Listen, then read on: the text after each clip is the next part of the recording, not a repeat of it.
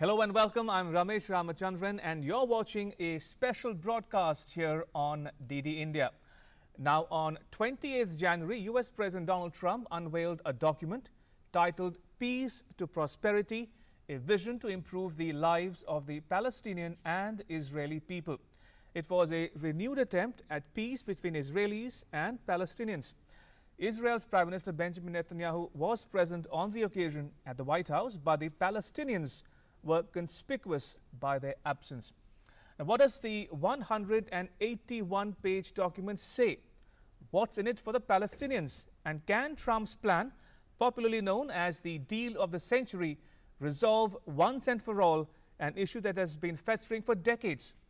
Two guests will join me in the studio to answer these and other questions and help you, the viewer, make sense of the text, subtext, and context of it all. But first, I want to bring you up to date with the news so far.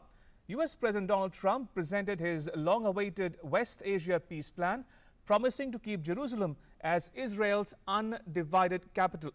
He proposed an independent Palestinian state and the recognition of Israeli sovereignty over West Bank settlements.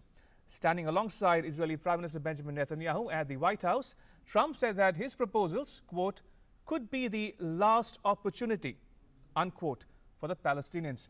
He said that no Israelis or Palestinians would be uprooted from their homes. Now, calling it a quote, unquote, historic opportunity for the Palestinians to achieve an independent state of their own, Trump said that he has written to Palestinian President Mahmoud Abbas to talk about this in this regard. Right, moving on, Israeli Prime Minister Benjamin Netanyahu says that the Trump government's peace plan presented a quote-unquote realistic path for achieving a lasting peace in the region. He expressed hope that Palestinians would embrace the plan and build, along with Israelis, a future of prosperity and peace. Now, Palestinian President Mahmoud Abbas predictably rejected the peace plan. He vowed that the plan unveiled in Washington will quote-unquote not pass. Abbas held an emergency meeting with other Palestinian factions, including Hamas, to discuss a unified response to the plan. He said that Palestinians remain committed to ending Israeli occupation and establishing a Palestinian state with East Jerusalem as its capital. Meanwhile, thousands of Palestinians protested in the Gaza Strip against Trump's peace plan. And United Nations Secretary General Antonio Guterres said that the United Nations remains committed to supporting Palestinians and Israelis in resolving their conflict on the basis of UN resolutions, international law, and bilateral agreements. Guterres said that the UN is committed to realizing the vision of two states living side by side in peace and security within recognized borders on the basis of the pre-1967 borders. Meanwhile, a top EU diplomat, Josep Borrell, said that the bloc will, quote-unquote, study and assess Trump's proposals on the basis of its commitment to a negotiated and viable two-state solution that takes into account the legitimate aspirations of both the Palestinians and the Israelis. UK Foreign Minister Dominic Raab urged Palestinians to give the plan a genuine and fair consideration and explore whether they might prove a first step on the road back to negotiations. Jordan warned against any Israeli annexation of Palestinian lands and reaffirmed its commitment to the creation of a Palestinian state along the 1967 lines, which would include all the West Bank and Israeli-annexed East Jerusalem. Egypt called on the two concerned parties to undertake a careful and thorough examination of the U.S. vision to achieve peace and open channels of dialogue. India said that it has been consistently supportive of the Palestinian cause. It called for a two-state solution to the Israeli-Palestinian issue. The Indian Foreign Ministry spokesperson said, and I quote here, "We reiterate our view that final status issues should be resolved through direct negotiations between the two and be acceptable to both. We urge the parties to engage with each other, including on the recent proposals put forward by the United States, and find an acceptable two-state solution for peaceful coexistence. We will continue to follow developments in the region and engage with the parties concerned," unquote. Right, joining me in the studio are two very special guests, Navtej Sarna, who has served as India's ambassador to the United States, the United Kingdom and Israel, and Sriram Cholia, Professor and Dean at the Jindal School of International Affairs. Gentlemen, thank you for joining us on DD India. Appreciate it. If I can come to you, Ambassador Sarna, first, put this into context for our viewers, if you can trace the history of the peace attempts between and brokered by the US over the years, and why Trump's peace plan came about at this point in time. Well, you know, the history of the Middle East is a history of conflict, and ever since the formation of Israel in 1948 in erstwhile Palestine, this conflict has been going on. There has never been the situation has never really come close to a solution, while there have been several conflicts. And the major conflict was in 1967, when Israel actually took over all the territory that had earlier been split between Israel and Jordan, under Jordanian control and Egyptian control in Gaza. Right. And in 1967, Israel took over all of Jerusalem, as well as all of what we see as the West Bank. Thereafter, there have been several attempts. America has been a leading negotiator, a leading so-called honest broker in the Middle East process. They have a huge stake in the Middle East, both for political, economic reasons. The Jewish community back in Israel, its interests in the Middle East, its situation versus the Iranians and so on. It's a very complicated chessboard. So various American presidents, whether you right from President Johnson downwards, President Carter, President Clinton, President Obama, have made attempts to, at varying degrees of seriousness and varying degrees of success. But it hasn't come through. Neither a two-state solution nor peace in the Middle East. President Trump has been somewhat unique in his approach to Israel, that he has taken a very strong pro-Israeli position on several critical issues. And one is led to believe that this is not so much the influence of the Jewish lobby, but more the influence of the Christian evangelical right-wing lobbies that support him. And he has taken certain steps which were not done by earlier presidents. For one, he has moved the American embassy to Jerusalem, thereby recognizing Jerusalem as the capital of the State of Israel, a position which is not shared by most countries in the international community. And he has also recognized Israeli sovereignty over the Golan Heights, which were disputed, as you know, after the 1967 conflict with Syria. And now his son-in-law, Jared Kushner, along with the Israeli ambassador and some other experts, has been working on an economic plus a political plan that is supposed to be the solution for the future. And the economic plan was unveiled some months ago, and now you have the political part of the plan. So this is how we come up to the present moment. Sure. Professor Cholia, if I can come to you now. The Trump proposal essentially talks about a state of Israel and a future state of Palestine conditioned upon Palestine fulfilling certain criteria, including demilitarization of their various groups operating in Gaza and elsewhere.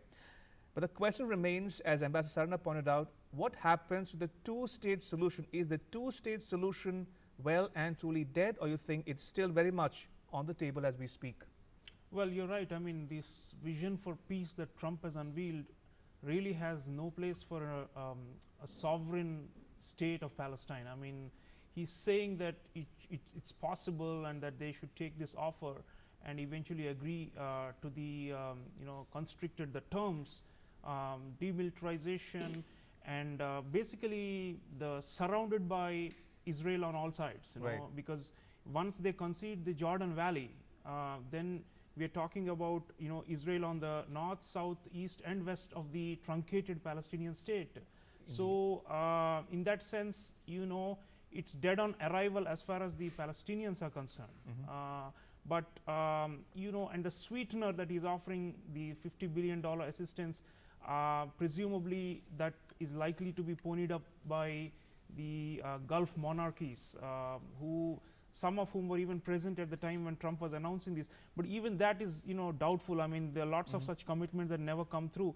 So from a Palestinian point of view, this is completely one-sided, and the West Bank settlements that are now Israel is being given to assert its sovereignty will essentially mean that 30% of what is today West Bank will also become part of the state of Israel, legally speaking.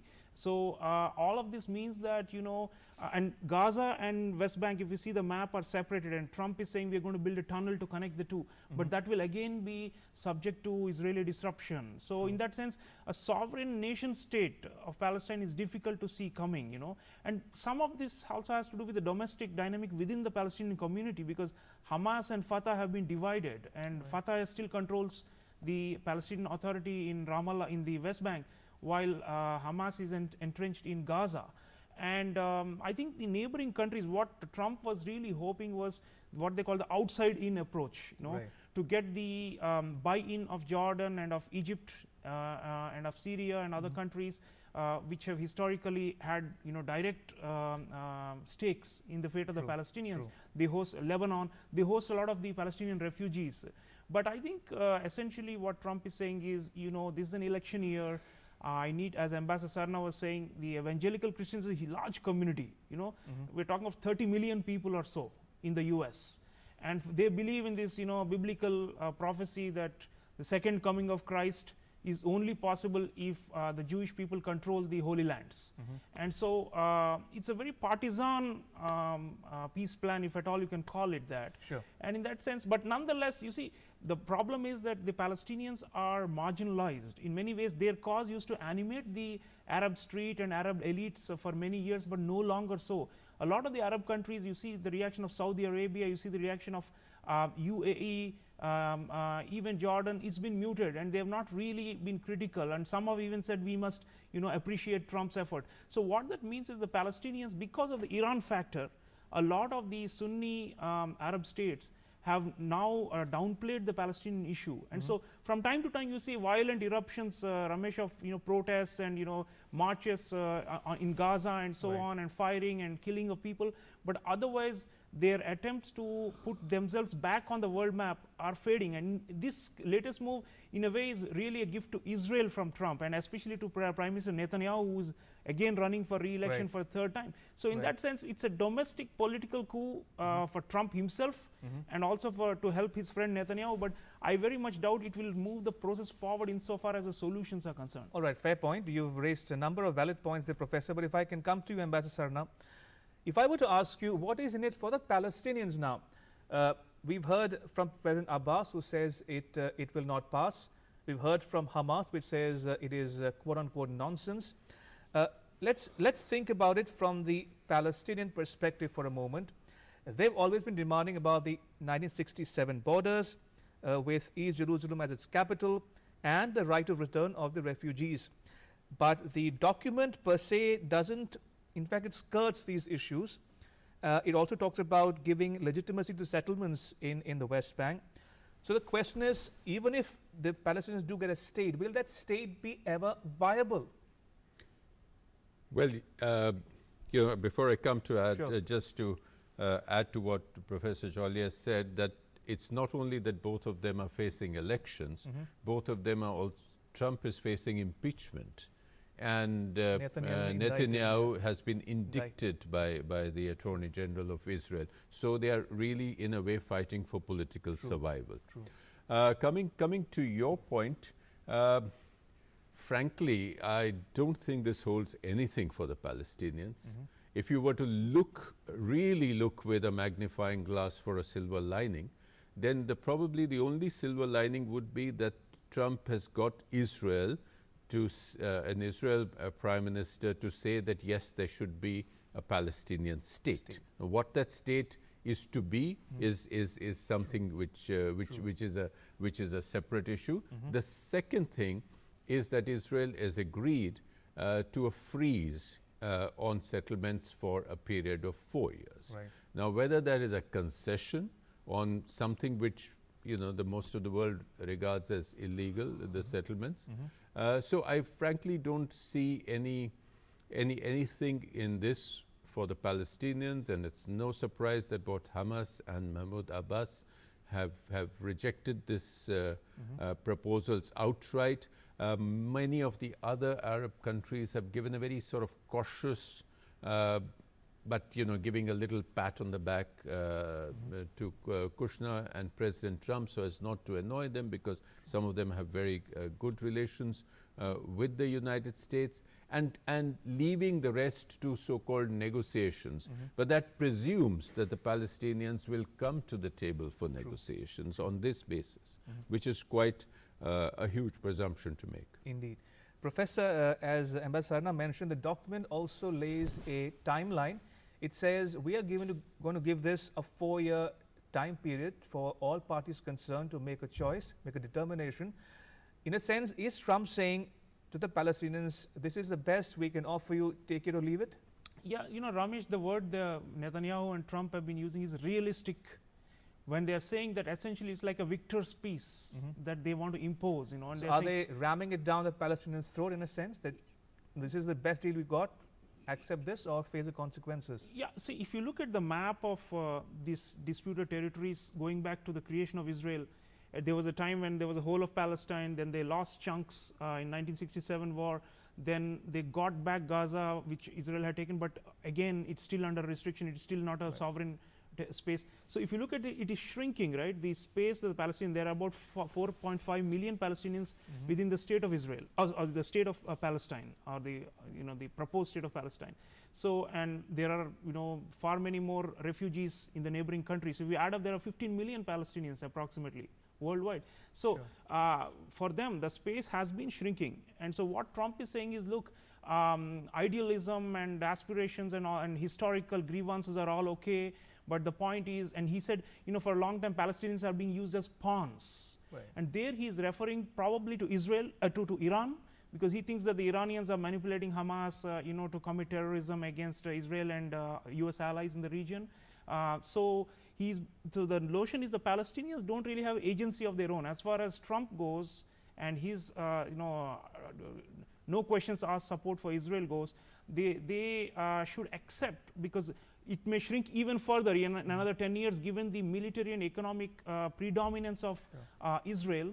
And if he gets re-elected, then we're talking about 4 more years of a very, very partisan pro-Israel policy from the US, which essentially will completely cut Palestinian aspirations to size. So historically peace processes show that sometimes there are certain offers on the table that look unpalatable at that moment, but then we don't want to regret it later. But I think the issue is not so much whether this is realistic or not. The issue is with the Palestinian sentiment. You see, Mahmoud Abbas or the Hamas leadership cannot commit political suicide by accepting something like this.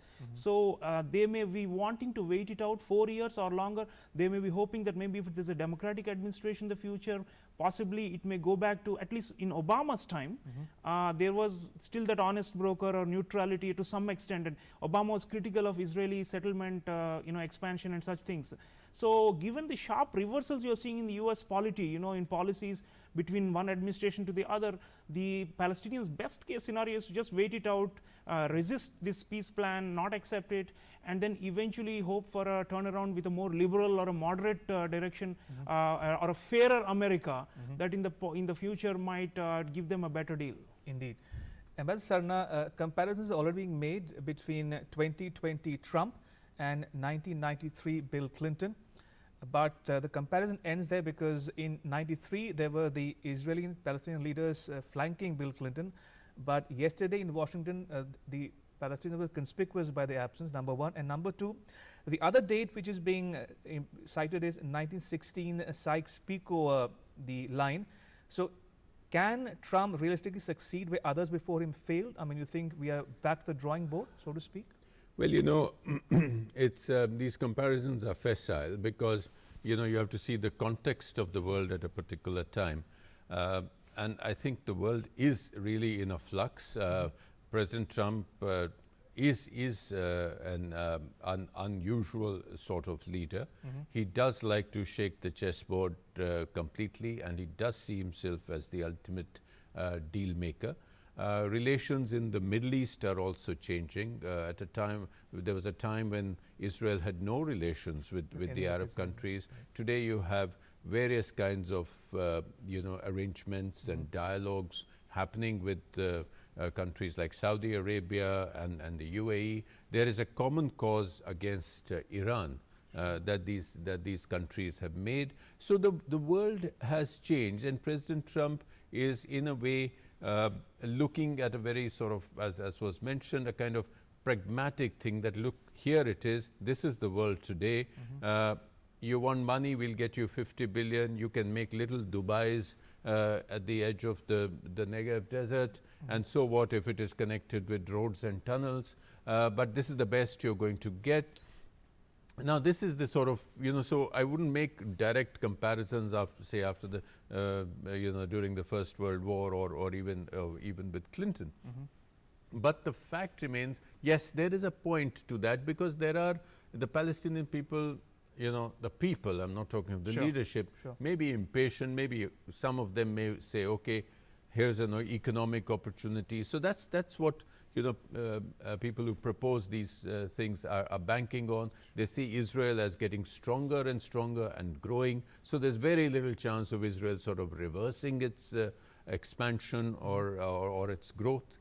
So this is all there is on the table. So I would really be very, very pessimistic about the success in this direction.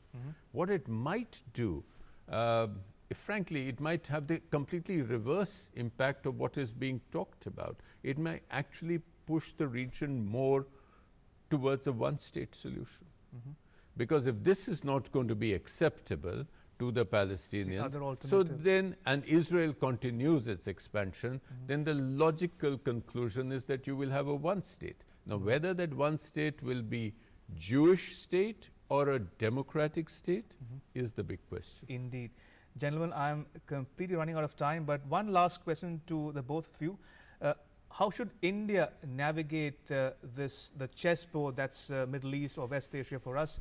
Prime Minister Modi has invested a lot of time into reaching out to all countries, all sides of the divide, Israel, Saudi Arabia, Iran as well.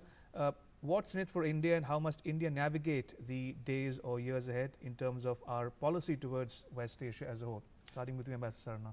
Well, I think the West Asia is a very, very critical area for us.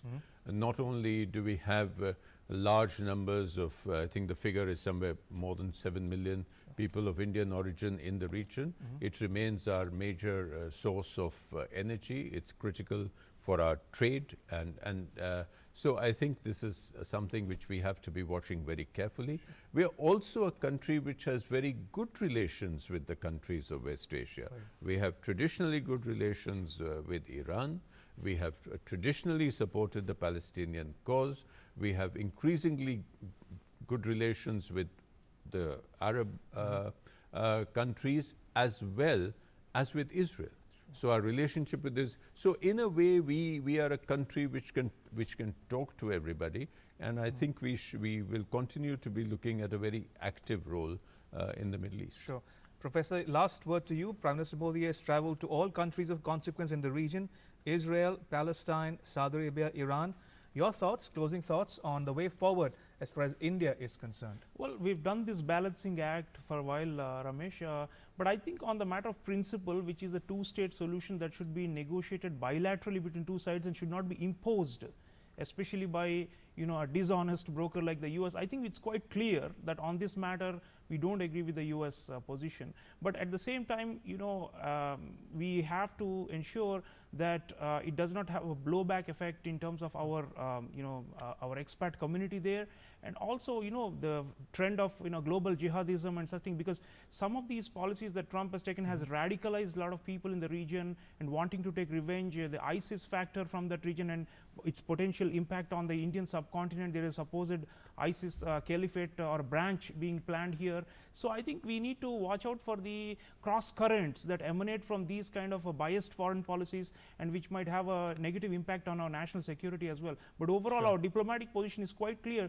We support the Palestinian state and the moderate factions within the Palestinian community, and I think our support to the PA and to the Ramallah, the authorities, will remain. But at the same time, we would want some kind of movement forward so that this is not stuck forever like a frozen conflict. All right, on that note, Professor Chaulia and Ambassador Sarna, thank you so much for joining us on this special broadcast. Appreciate it. And that's a wrap on this special broadcast. But news continues here on DD India. You can catch all the latest updates on our social media, mobile and digital platforms. Thanks for watching. Bye-bye.